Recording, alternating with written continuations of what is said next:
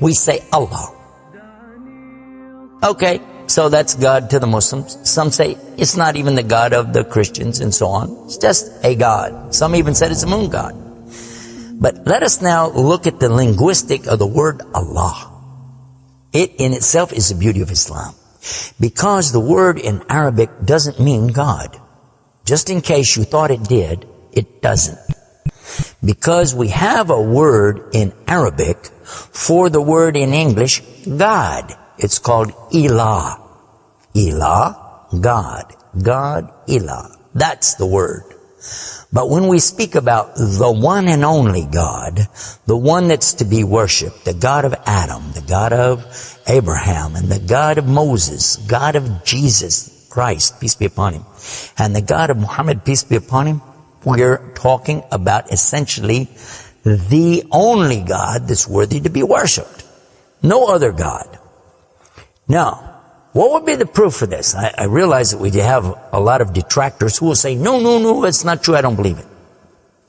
Let's get a proof from the English translation of the Bible. That's a good place to start. Around the earth, there are many hotels and motels. And almost every one of them that you go to, there's a drawer beside the bed that when you open it up, you'll find a book in there and you'll take it out. Now, what is that book? And you already know the answer. It's the Bible. It's the Gideon publication of the King James Version of the Bible. The Gideons are very proud of it because they've translated it into so many languages. If you'll turn a few pages right in the beginning, you'll find examples of the translation to Chinese and Korean and into Urdu, the language of Pakistan. You'll find it into Tamil. You'll find it translated into Afrikaans language, which happens to be the first. And the second language translated to is Arabiya, Arabic. And there is an example of each one of these languages from the verse in the Gospel of John, chapter 3, verse 16. And you know it very well. For God so loved the world. That's how it begins. And if you look in the Arabic language, the example that they gave in that Bible, it says Allah. Allah. That's what it says. For Allah so loved the world. So if it's not the same God, then why? All over the entire earth, everywhere I go, I find this exact same word being used in the Bible of the Christians.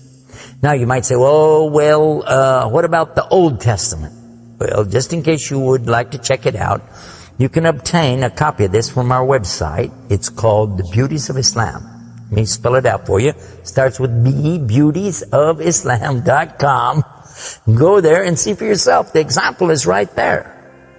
Page 1 of the book of Genesis, of the very beginning of the Quran. Page 1 has 17 verses. And there's the word Allah. Alif, Lam, Lam, Ha. 17 times. So just as it's the God for the children of Israel in Arabic language, and it's the God for the Arabs who are Christians, it's also the same God for the Muslims. The word is Allah. Why Allah? Why is it important to have this particular word, and why don't we have it in English?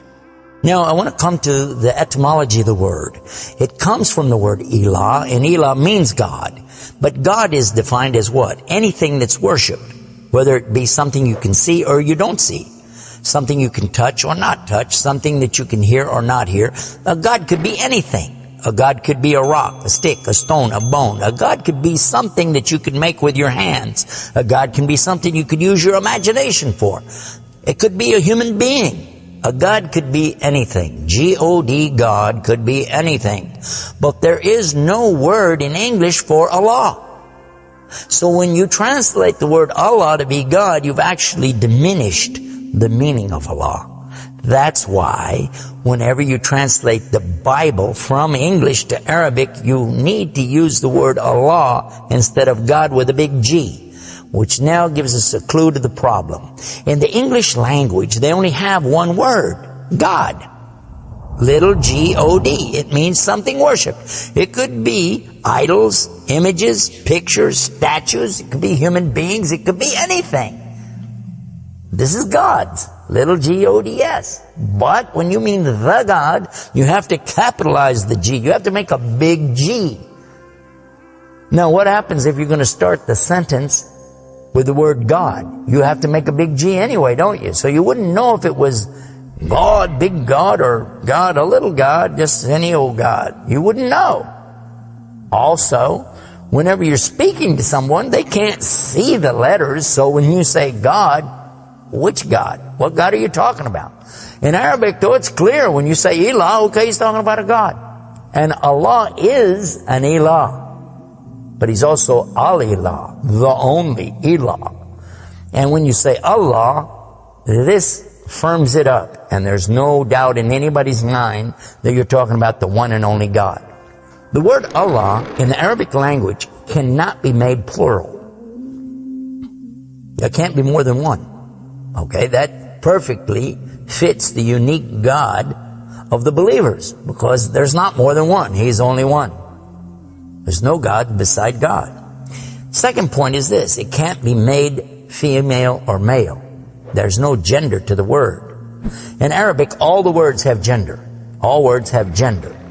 But this particular word is only having gender because of the Arabic language, not because Allah has gender. I'll give you an example. It always says like Allahu. This means Allah, He is. But when we say He, it's out of respect for Allah, because Allah is without gender, because He's not like His creation.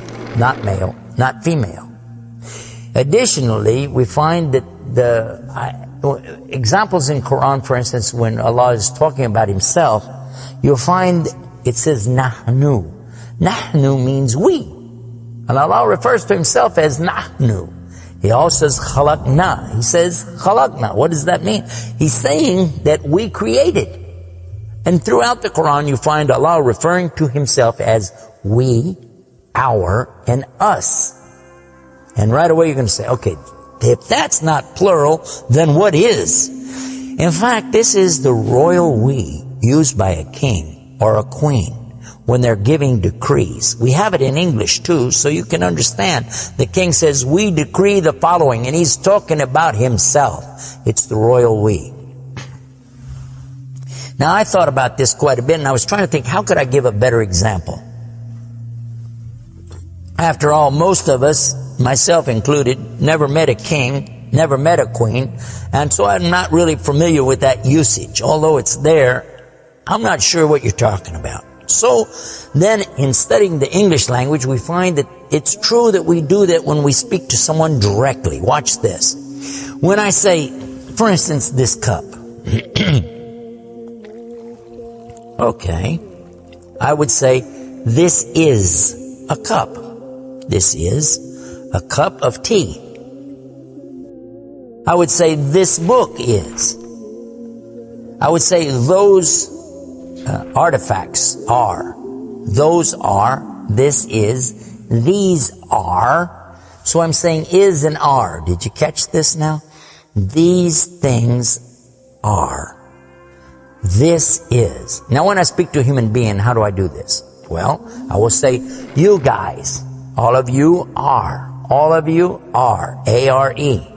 But when I speak to somebody directly, do I say you is or you are? I will say you are. Why? Simply because this is the respect, honor, and dignity that I'm giving. There's no plural there. When I say to you, you are my friend. You are a lovely person. But why am I saying are? Why aren't I saying is? You is my friend. You is a lovely person. You'll say, man, this guy doesn't know English language. And in fact, that's how we can understand this usage of we and our when Allah is talking about Himself. This is the same as when I say I. I don't say I is, I say I am. And again, it's to show the, not plural, but rather the specific nobility, dignity, and honor that you give to the one who's speaking about himself and to the one he's speaking to.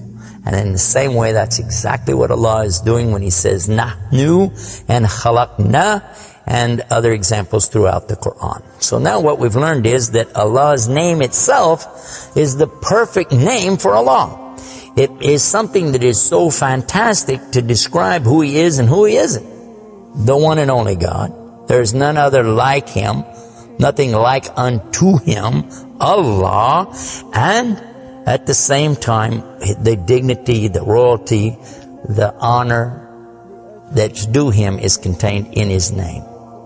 Not like anything else, not male, not female, and yet He is the all Allah, the only God.